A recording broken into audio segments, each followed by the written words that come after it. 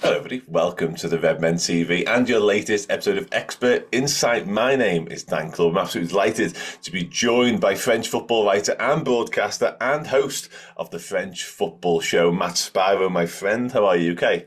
Hi, Dan. Very well, thank you. Yeah. Top man, thank you so much for joining me. Massively appreciated. We are here, of course, to talk about the fact that it looks as though nothing signed, sealed, delivered just yet, but lots of things pointing towards the fact that Jeremy Jacquet is arriving on Merseyside and will become a Liverpool player in the not too distant future. He's going to return to France to finish out the campaign over there, which is another interesting little angle that we'll discuss in the fullness of time as well. But first of all, tell us a little bit about the player himself and sort of his journey to the point we're at now, I guess. Yeah, well, he's a really interesting profile for sure, but we haven't seen a huge amount of him. He's played sort of 1 year now of top flight football, basically 30 matches.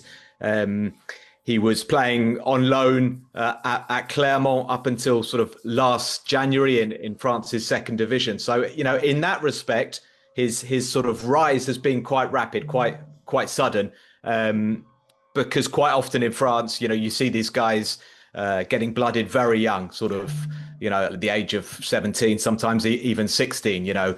Top centre halves previously, guys like William Saliba, Raphael Varane, we saw them playing at 17. So Jacquet he's taken a little bit more time. He's obviously still a very young player at just 20 years of age. But I think, you know, that sort of slightly later development is related to issues he had sort of as a teenager at 13, 14. He had a few physical sort of issues, notably osgood-cheilitis, which is, you know, something that you get when you grow, like pains in your knee and stuff. And because he's obviously a very big, strong guy, you know, it took a bit of time for his body to sort of settle down.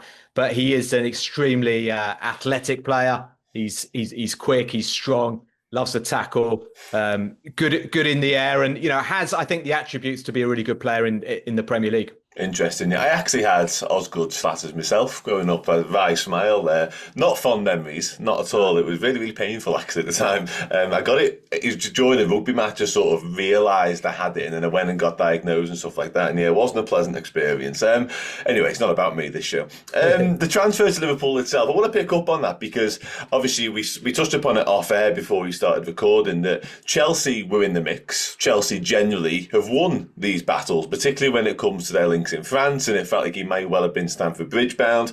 I wanted to ask you sort of your thoughts on Liverpool. I know you're not privy to the ins and outs of Liverpool's recruitment policies and maybe why they've made this decision, but it is interesting to me, and probably to the wider Liverpool fan base, because this deal, I'm not afraid to say it, Matt, but this doesn't feel very Liverpool in so much as you touched on his lack of senior football there a moment ago. Liverpool, as fair to say, haven't done loads of shopping in France in Liga either. So it's not something we've become accustomed to as Liverpool fans. So what do you think it is about Jacquet maybe? He's clearly hugely promising, but why him, I guess? What makes him the exception to what would normally be Liverpool's rule? Look, I think, you know, for all the sort of lack of experience, if you like, and the fact that he's only played 1 year in the top tier in France, like a lot of top teams are after him. You know, Arsenal were very keen last summer.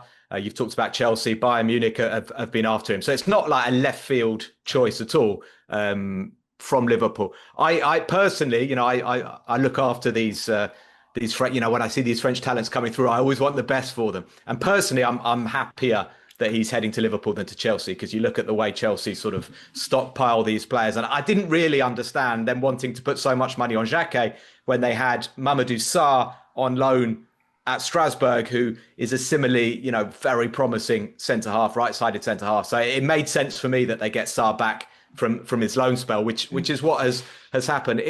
It's a lot of money to put on Jacquet, maybe a change, a slight shift in Liverpool's policy, but it seems to me like a very sensible move. I mean, this guy, it was mad, to be honest, that last season he was playing on loan at Clermont.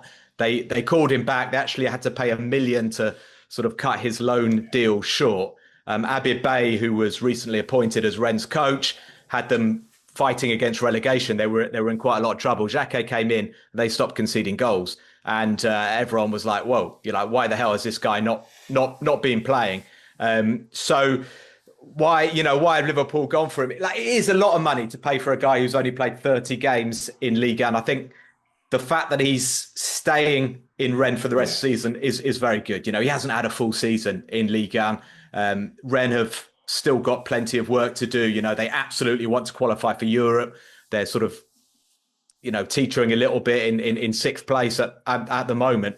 So, it's good for them, and I think good for Jacquet. You know, it gives him a time to get his head around the fact that he's joining Liverpool, moving to the Premier League. He can start looking for a house, getting those English lessons sorted, and gives him a chance to finish the season at Liverpool. Rennes, sorry. No, absolutely. It makes a lot of sense in that way as well. I tend to agree with you. You touched upon it in your opening answer, but I'm going to get you to dive a little bit deeper now in some of his strengths, actually, because, again, from the eye test, a physical specimen, clearly can handle himself in that term as well. But I've noticed his aerial duels and sort of his, I guess, the fundamentals of being a centre-back, and his tackling percentages are really high as well. Is that something you've noticed, that at the core of him as a footballer, he is just a very good out-and-out defender? Yeah. I think what stands out with him is his athleticism, his aggression that sort of goes with that. So I commentate the Ligue 1 games for the World Feed in English, and I can't remember which game it was, but there was a game earlier this season where I came away thinking, blimey, like,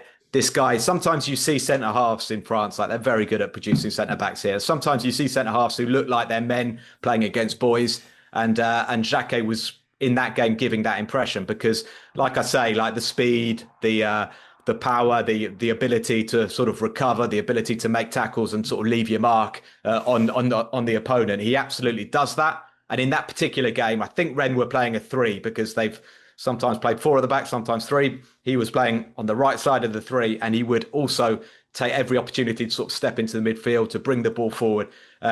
He does that really well, and that makes him quite the complete sort of player. Like, you know, I don't want to sort of get too far ahead of myself. He's only, like I say, played 1 year in Ligue 1, but he's got all the attributes. I would say, you know, sometimes it's about, at that age, always, you know, getting the consistency. Sometimes he might sort of dive in maybe more than he should. You know, he might sort of get himself in the wrong position because of that sort of keenness to sort of, you know, get stuck into his opponent. But that's something that I think he will learn.